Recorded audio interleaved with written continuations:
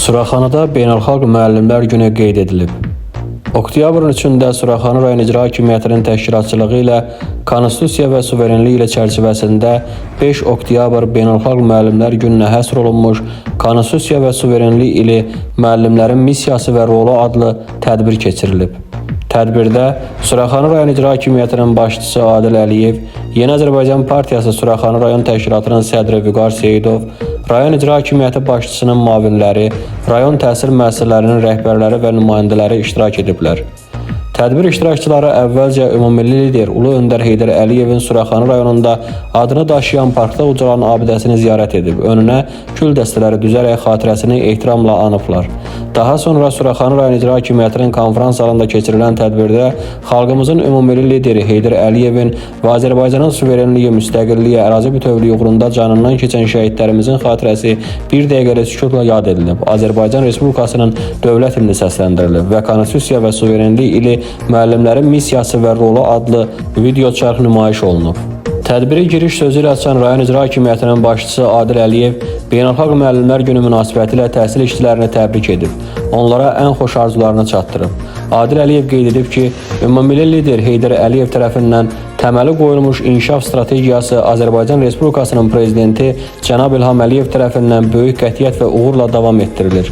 Ölkəmizdə son illərdə təhsilin inkişafı ilə bağlı həyata keçirilən kompleks tədbirlər dövlət başçımızın bu sahəyə olan böyük diqqətinin bariz nümunəsidir.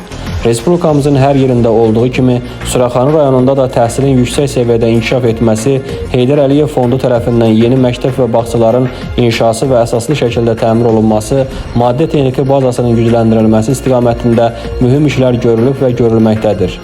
Yeni Azərbaycan Partiyası Suraxanı rayon təşkilatının sədri Vüqar Seyidov çıxış edərək Azərbaycan Respublikasının prezidenti Cənab İlham Əliyev və birinci vitse-prezident Mehriban xanım Əliyeva tərəfindən təhsilə göstərilən diqqət və qayğının nəticəsi olaraq son illərdə təhsil işçilərinin əmək haqlarının artırılması, onların mükafatlandırılmaları, fəxri adlarla təltif edilmələri, müəllimlərin sosial müdafiəsinin gücləndirilməsi istiqamətində atılan məqsədyönlü addımların bu sahədə çalışanlara göstərilən yüksək dövlət qayğısının əyani təzahürü olduğunu diqqətə çatdırıb. Həmçinin 226 nömrəli tam orta məktəbin direktoru Arzu Məmmədova, Eyvazov adına 275 nömrəli tam orta məktəbin direktoru Elnur Hüseynov, Bayramov adına 196 nömrəli tam orta məktəbin direktoru Nizami Niftiyev, 277 nömrəli Körpələr Evi Uşaq Bağçasının müdürü Aygün Allahverdiyeva, eləcə də Vətən Müharibəsi şəhidi Elvin Əlimanovun anası 280 nömrəli tam orta məktəbin müəllimi İradə Əlimova çıxış edərək müəllimlərin sosial müdafiəsinin gücləndirilməsi istiqamətində atılan məqsədyönlü addımların bu sahədə çalışanlara göstərilən yüksək dövlət qayğısının əyani təzahürü olduğunu və yaradılan bu şəraitə görə ölkə başçısı Cənab İlham Əliyevə və birinci vitse-prezident Mehriban xanım Əliyevaya dərin minnətdarlıqlarını bildiriblər.